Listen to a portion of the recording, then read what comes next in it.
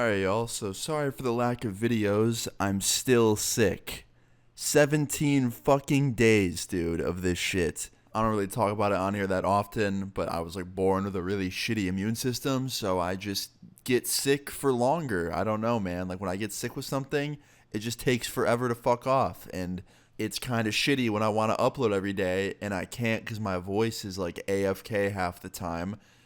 Literally, I have to talk at this volume. Any louder, and my voice just shits out, and I sound like an idiot. Anyway, that's enough negative stuff. I'm gonna push through for you guys today and get this video out. I have a really crazy story to tell you. I've been saving this one for a while, but I just want to let you guys know my upload schedule might be a little inconsistent. I'm trying to do every other day, but it's tough because my voice is so inconsistent. But anyway, today's story, crazy one. I hope you enjoy it. Today's story time is about the time that I smoked weed with a cop. And this was not recent. This was back when weed was very much still illegal where I lived and very frowned upon. And it's a crazy one. I hope you enjoy it. Leave a like on the video if you do. Let's get into it. So today's story time all takes place in 2015. Now in 2015, I was dropping out of school to pursue YouTube full time. Yeah, I was in the process of doing that. My YouTube was doing pretty good. It was starting to take off. And I was making a lot of videos at the time about weed and stuff like that because at the time that's what I was into. And one night I'm sitting in my room working on a video and my friend Nathan hits me up. He texts me. He's like, yo, man, what are you doing tonight? Now, Nathan was a little bit older than I was. He was already graduated from high school. So, yeah, on this random weekday night, he hits me up and he's like, yo, man, what are you doing tonight? I was like, probably nothing. What about you? He's like, nothing. You want to link up? I was like, yeah, for sure. He's like, bet you want to smoke? I was like, you know I'm going to say yes. He's like, all right, sounds good. I'll be there in a sec. So he pulls up to my house with like an eighth of weed and a blunt, and he rolls it, and we're sitting there smoking, just chilling on my porch, talking, catching up. We hadn't hung out in a few weeks, so we're just kind of going through what we've been up to, and just having a nice, chill smoke session on my front porch, just burning through this eighth. Not all at once. We did not roll that into a blunt, but we were, slowly smoking, just sitting on the porch, catching up for hours on end, right? We, no joke, sat out on my front porch for probably like 3 hours. It was a really nice night. Summer was approaching, so it was a very warm night. And it was great. No complaints about the night so far, right? Like, things were great. But then it started getting a little bit late, right? At this point, it's about 12:30, midnight. So, people are going to sleep. All the lights are off in the neighborhood. And sometimes, not all the time, but sometimes a police officer would drive through my neighborhood in the middle of the night just kind of patrolling. He'd patrol the area, the town I lived in, and he'd go through all the neighborhood roads. So I start seeing headlights coming down my neighborhood road, and I'm sitting there with Nathan, and I look at him, and I was like, yo, put the weed away for a sec. And he's like, all right. And he grabs it, and he puts it in his pocket. And he's like, why? What's going on? I was like, just chill. And this car drives by. Sure enough, it's not a cop. It's a random car, just some SUV, probably just leaving the neighborhood, right? And he's like, you thought that was a cop? I was like, yeah, I did. He's like, damn, bro, you're paranoid. I'm like, I know, I just smoked too much. So he pulls the weed back out, he puts it back on the table, and he starts packing his bowl that he brought with him, and he starts smoking on that, right? And then some other headlights start coming down my neighborhood road, right? Another car.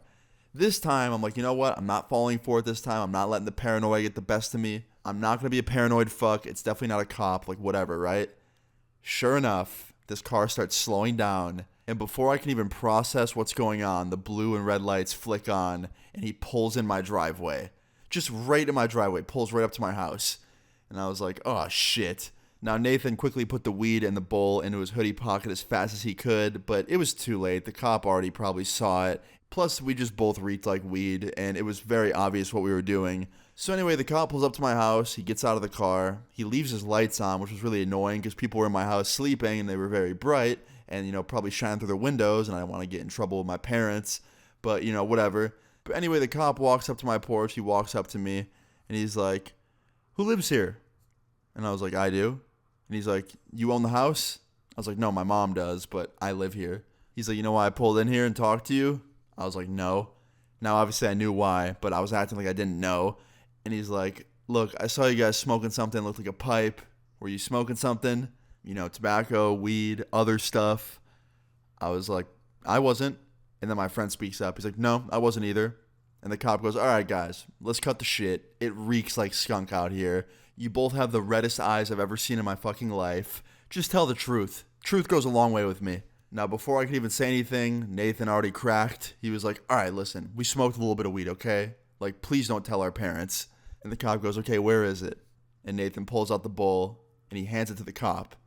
And I thought the cop was going to confiscate it, right? I thought he was going to go bring it to his car and, get rid of it, right? This cop goes, you got a lighter? Now I'm just thinking he's about to confiscate the lighter too, right? He hands the lighter to the cop, my friend, Nathan. And the cop lights the lighter, puts the bowl up to his mouth, and just rips it. Like, no hesitation, just goes for it, man. Rips this shit hard as fuck, too. And Nathan looks at me and I look at him, and we look back at the cop, and I go, what the fuck? And the cop finishes taking his hit and he starts laughing, right? And I was like, what did I just witness? And he goes, you're Austin. And he says my last name. And I was like, yeah, how'd you know? He goes, I know this house like the back of my hand. I know your older brother. We went to high school together. I had to stop by and fuck with you. And I was like, holy shit. Thank you so much for not arresting me. He's like, dude, I didn't become a cop to bust kids smoking weed because that would make me a hypocrite. I became a cop to actually help people. I'm like, I appreciate you. We need more of you. And yeah, the greatest cop I've ever met on earth finished the bowl with us. He passed it around for like a couple hits. We talked.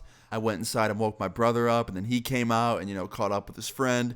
And the night just turned out to be even more amazing than it was already going, right?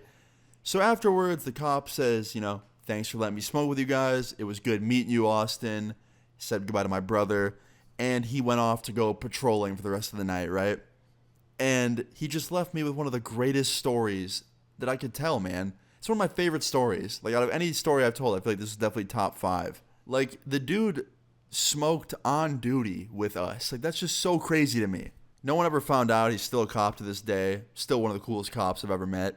And yeah, he's a fucking legend. But yeah, guys, moral of this story is maybe don't always judge a book by its cover, whether it's someone that you're friends with or that you work with or just anybody in life. Anyone, anything, right? But yeah, guys, after this, I had a nice night. I went inside, went to bed, just enjoyed the rest of my night, and I woke up the next morning thinking it was a fucking dream, like literally. But yeah, me and Nathan, we tell this story a lot to our friends, and it's one of my favorites. So I hope you guys enjoyed it. If you did enjoy this story time, please leave a like on the video. I'd really appreciate it. I'm going to try my best to keep being as active as I can for you guys despite being sick. But yeah, anyway, guys, I hope you all have a great rest of your day and night. Appreciate you all. See you all later. Bye. But I refuse to rely on things that don't help me. I feel so unhealthy. I'm not used to asking for help, but you help me. 30 days, 30 nights, think I'll be alright. Nah, it's the way, words you say, cuts just like a knife. Wish you could see all the things that I gave you. The